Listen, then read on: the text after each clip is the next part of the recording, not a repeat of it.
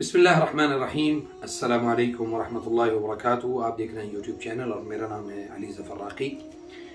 ڈسکا میں ایک واقعہ ہوتا ہے اور اس واقعے کا جو اس کے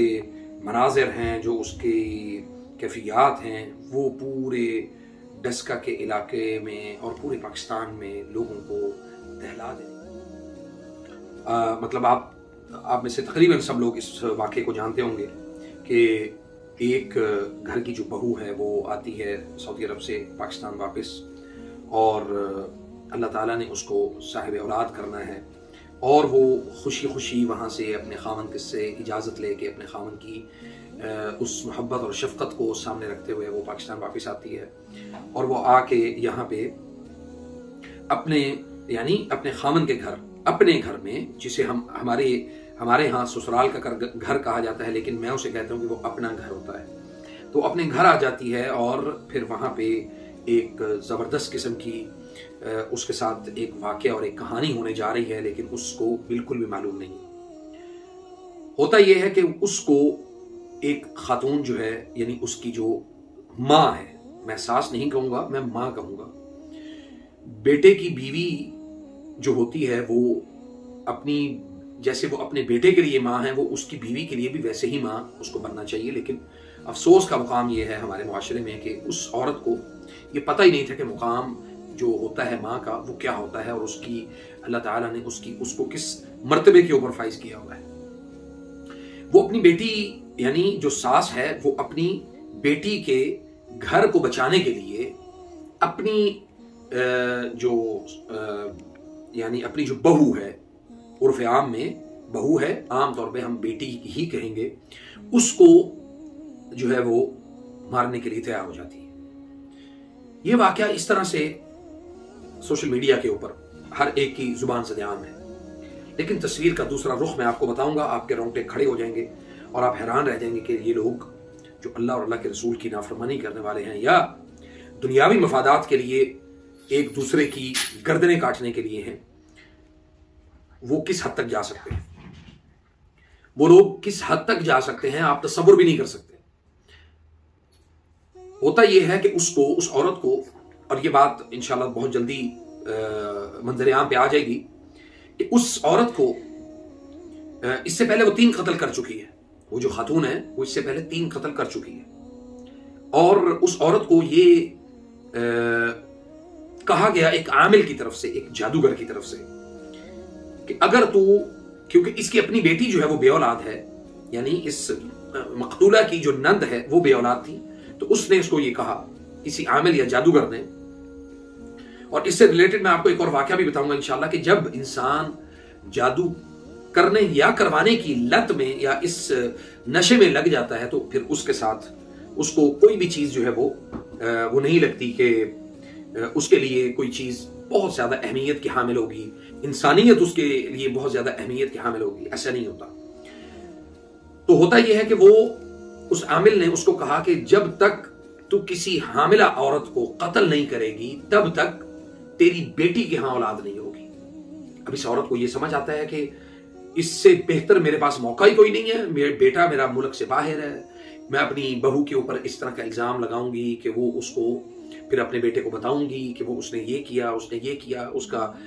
جو ہے نا دوست تھا، اس کا کوئی آشنا تھا، اس کا کوئی عاشق تھا، وہ آیا اور اس نے آ کے ہم نے اس کو پکڑا اور پھر وہ اس کو جو ہے نا وہ ہم نے قتل کر دیا، یا مطلب جو بھی اس نے ایک ظاہری بات ہے ایک مائنڈ سیٹ کیا ہوگا۔ لیکن اس کے پیچھے جو کارستانی ہے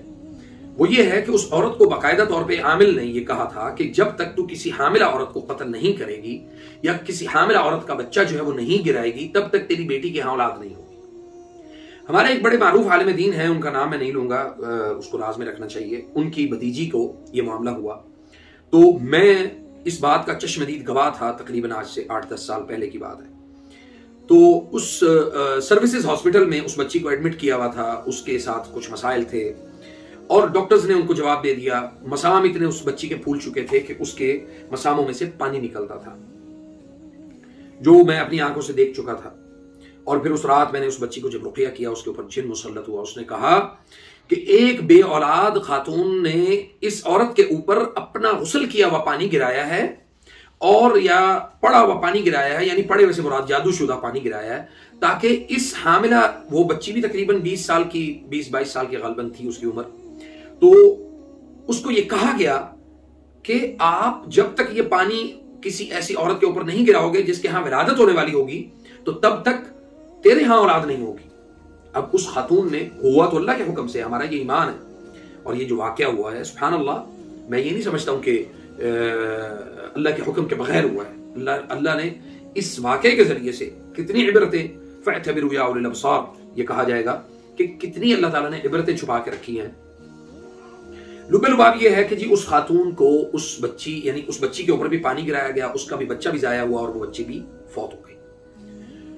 اسی طرح بہت ساری کہانیاں ہیں، بہت سارے معاشرے میں یہ اس طرح کے واقعات بھرے پڑے ہیں کہ کچھ بے بہرہ دین سے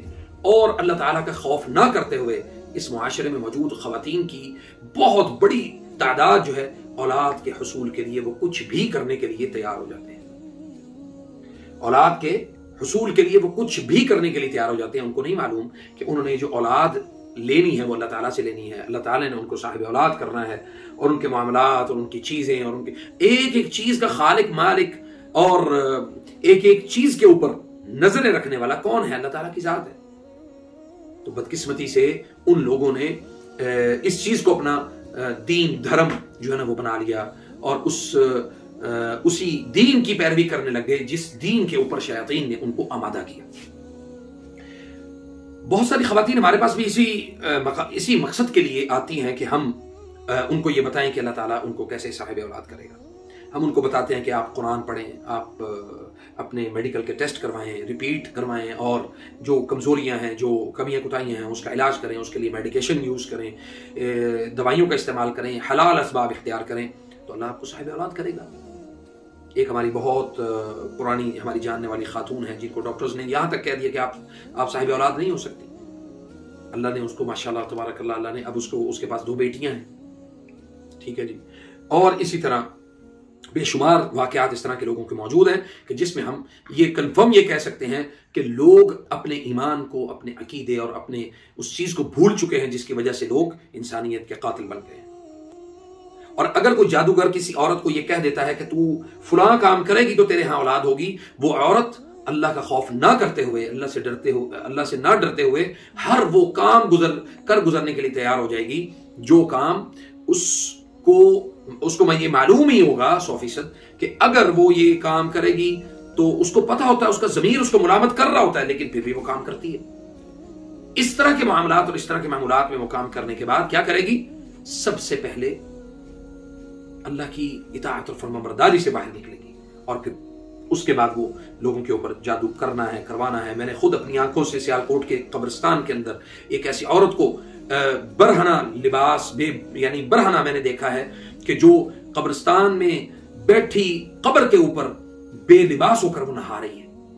اور ساتھ اس کے ماں موجود ہے اس کی، اور اس کو یہ بتایا جا رہا ہے، اس کو یہ کہا گیا ہے کہ تو اگر یہ کام کرے گی تو تیرا فلاں کام ہوگا۔ تو اللہ کے لیے میں آپ کو دعوت دیتا ہوں کہ آپ ان معمولات، ان چیزوں سے اپنے آپ کو بچائیں، معاشرے کے اندر بھی اپنے آپ کو محفوظ رکھیں، اور ایمان اور اسلام کی ہمیشہ اللہ کے قرآن کی حدیث کی بات کریں جو لوگوں کو سمجھ میں آئے، ہمیں بھی سمجھ میں آئے۔ اللہ تعالیٰ ہمارا حامی و ناصر ہو، لوگوں کو ضرور اس کے اوپر آگاہ کریں۔ والسلام علیکم ورحمۃ اللہ وبرکاتہ۔